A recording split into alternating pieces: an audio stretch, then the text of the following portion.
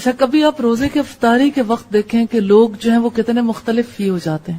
پہلی بار افطار کیا یہ وہابیوں کا روزہ ہے، دوسری بار روزہ افطار کیا یہ سنیوں کا ہے، تیسری بار افطار ہوا اگر ایک مجلس میں لوگ موجود ہیں اب یہ شیعوں کا روزہ ہے. اب پہلی بار جنہوں نے افطار کیا وہ افطار کر کے چلے گئے، انہوں نے نماز پڑھ لی، نماز پڑھنی شروع کر لی، تو دوسرے لوگ اب روزہ افطار کرنا شروع کر رہے ہیں. پھر دوسرے افراد جو ہیں وہ روزہ افطار کر چکے ہوتے ہیں تو وہ نماز پڑھنے لگ جاتے ہیں، وہ نماز پڑھ کے فارغ ہوتے ہیں تو تیسرے لوگوں کے افطاری کا ٹائم شروع ہوتا ہے. کنفیوژن پیدا ہوتی، کیا کریں، کون سا وقت مناسب ہے. مولوی صاحب ایک مسجد کے کچھ کہتے ہیں، دوسری مسجد کے کچھ کہتے ہیں، ایک مسلک والے کہتے ہیں نہیں یوں کرنا چاہیے، دوسرے کہتے ہیں نہیں یہ زیادہ ٹھیک ہے. کس کی مانے کس کی نہ مانے، فیصلہ کن بات کیا ہے. اللہ کے رسول صلی اللہ علیہ وسلم نے فرمایا میں تم میں دو چیزیں چھوڑے جا رہا ہوں، اگر تم ان کو مضبوطی سے تھامے رہو گے کبھی گمراہ نہیں ہوگے، ایک اللہ کی کتاب اور دوسرے میری سنت. تو سنت سے کیا پتا چل رہا ہے؟ یہ ایک ایسی عجیب بات ہے کہ انسان سنی کہلوائے اور سنت پر عمل ہی نہ کرے.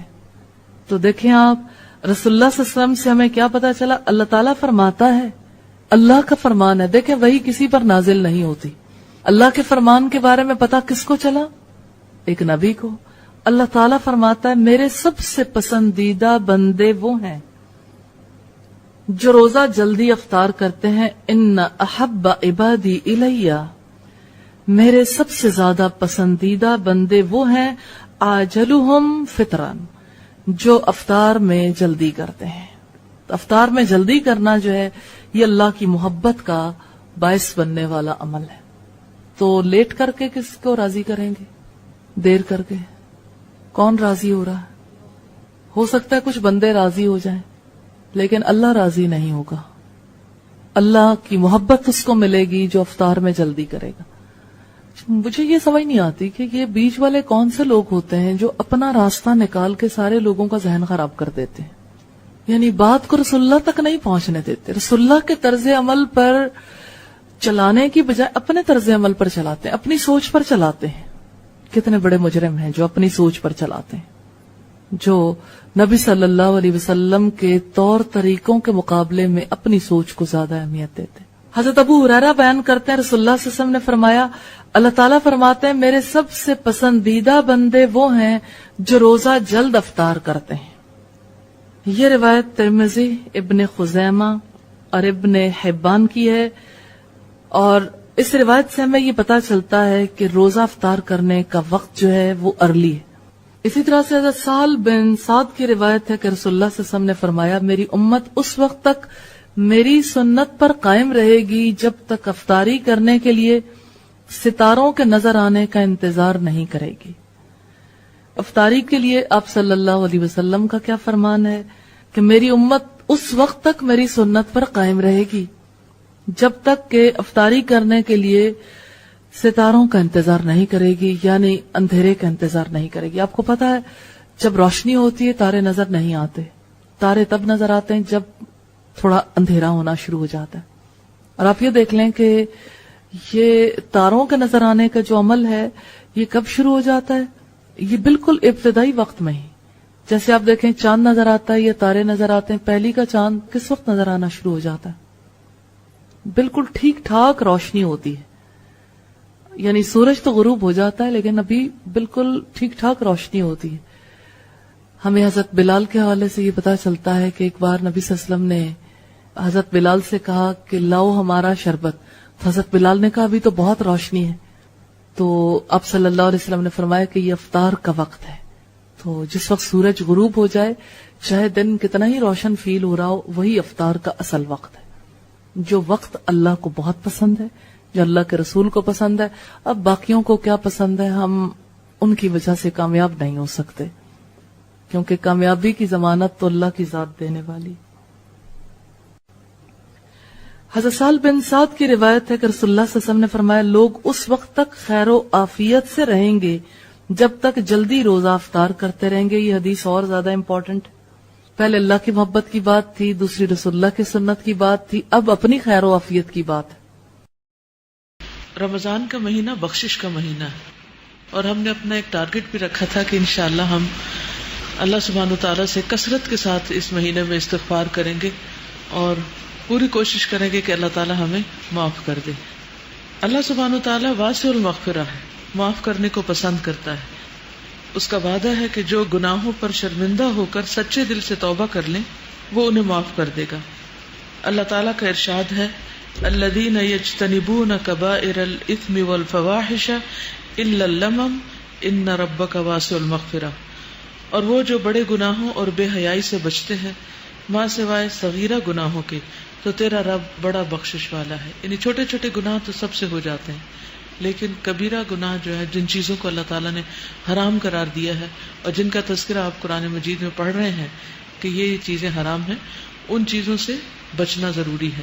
تو جو بڑے گناہوں سے جیسے جوا ہے، شراب ہے، زنا ہے، چوری ہے، ماں باپ کی نافرمانی ہے، شرک ہے، جو ان چیزوں سے بچیں گے تو چھوٹی غلطیوں کو اللہ سبحانہ وتعالیٰ معاف فرما دے گے. تو رمضان گناہوں سے پاک ہونے کا بہترین موقع ہے. نبی صلی اللہ علیہ وسلم نے فرمایا ایک رمضان دوسرے رمضان تک اپنے درمیان ہونے والے گناہوں کو مٹا دیتا ہے. یعنی پچھلے 11 مہینوں کے جو گناہ ہیں وہ اس مہینے میں صاف ہو سکتے ہیں، جبکہ کبیرہ گناہوں سے بچا جائے جیسے جھوٹ، چغلی، غیبت، یہ بھی اسی میں آ جاتے ہیں. پھر دن کا روزہ اور رات کا قیام بھی بخشش کا ذریعہ ہے. رسول اللہ صلی اللہ علیہ وسلم نے فرمایا جس نے ایمان کے ساتھ اور ثواب کی نیت سے رمضان کے روزے رکھے اس کے گزشتہ سارے گناہ معاف کر دیے جائیں گے. روزہ دار مرد اور عورت کے لیے بخشش کا وعدہ ہے. والصائمین والصائمات قرآن مجید میں آتا ہے روزہ رکھنے والے مرد اور روزہ رکھنے والی عورتیں، اور اس آیت کے آخر میں آتا ہے اعد اللہ لہم مغفرۃ واجرا عظیما، کہ اللہ نے ان کے لیے بخشش اور اجر عظیم کا وعدہ کر رکھا ہے. جو شخص رمضان پائے اور اس کی مغفرت نہ ہو تو وہ بد نصیب ہے. حضرت جابر بن سمرہ سے روایت ہے کہ نبی صلی اللہ علیہ وسلم ممبر پر چڑھے اور فرمایا آمین آمین آمین. آپ نے فرمایا میرے پاس جبریل آئے اور انہوں نے کہا کہ اے محمد صلی اللہ علیہ وسلم اللہ اسے اپنی رحمت سے دور کر دے، اللہ اسے اپنی رحمت سے دور کر دے جس نے رمضان پایا پھر وہ مر گیا اور اس کی بخشش نہیں ہوئی، حتیٰ کہ وہ جہنم میں داخل کر دیا گیا. آپ کہیے آمین. تو میں نے کہا آمین. تو آپ دیکھیے کہ دعا مانگنے والا کون ہے؟ جبریل. اور آمین کہنے والے کون ہیں؟ محمد صلی اللہ علیہ وسلم. اور یہ ایک طرح سے بد دعا ہے اس شخص کے خلاف جو رمضان میں بھی حرام کام نہ چھوڑے، گناہ نہ چھوڑے اور توبہ استغفار نہ کرے اور اللہ سے معافی نہ مانگے اور اپنے گناہوں کی بخشش نہ کروا سکے. تو اس لیے ہر اس کام سے بچنا چاہیے جس سے اللہ تعالیٰ ناراض ہوتے ہوں. پھر سحری کا وقت خاص طور پر استغفار کے لیے بہت مناسب وقت ہے. قرآن مجید میں آتا ہے وَبِالْأَسْحَارِ هُمْ يَسْتَغْفِرُونَ، کہ وہ سحری کے وقت استغفار کرتے ہیں. اللہ تعالیٰ ہر رات کو آدھی رات یا ایک تہائی رات کے آخری حصے میں آسمان دنیا پر نزول فرماتے ہیں اور ارشاد فرماتے ہیں کہ کون ہے جو مجھ سے دعا مانگے تو میں اس کی دعا قبول کروں، کوئی ہے جو مجھ سے سوال کرے تو میں اسے عطا کروں، کون ہے جو مجھ سے استغفار طلب کرے اور میں اسے بخش دوں، یہاں تک کہ طلوع فجر ہو جاتی، یعنی فجر کی اذان ہو جاتی. اس کے لیے کرنا کیا چاہیے؟ پہلے سے دعاؤں کی لسٹ بنا کے رکھنی چاہیے. اگر آپ نے اپنا گول سیٹ نہیں کیا ہوا کہ کون سی دعا مانگنی ہے تو اس وقت پھر ٹائم اتنا تھوڑا ہوتا ہے اور ویسے بھی آپ ہاف سلیپی بھی ہوتے ہیں تو بہت ایکٹیو نہیں ہوتا مائنڈ کہ سوچ کے اس وقت دعائیں مانگی جائیں.